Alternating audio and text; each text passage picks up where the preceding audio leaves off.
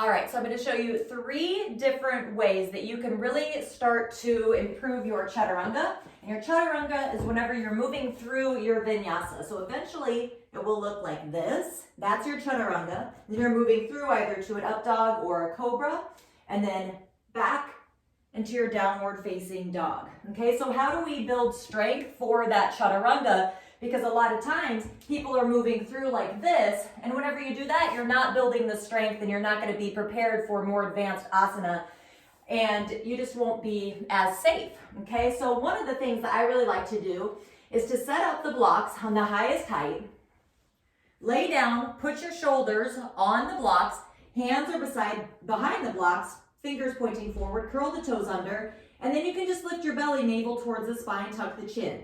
Okay, here's a modified chaturanga, and then you can lift the knees. So think about pushing your heels back, drawing the chest and the crown of the head forward. So that's one thing you can do. Another thing you can do, I call it the inchworm. So hands are a little bit behind your chest, curl the toes under, lift the belly. Okay, so if you have any lower back pain, you probably won't want to do this one. And then you're just going to push up and down. Now, if you have a larger chest than I do, you might not get off of the ground, but as long as you feel your triceps working, you're good. Then the last one is just to come forward into a modified plank, shoulders past the wrist, little tiny tricep push-ups.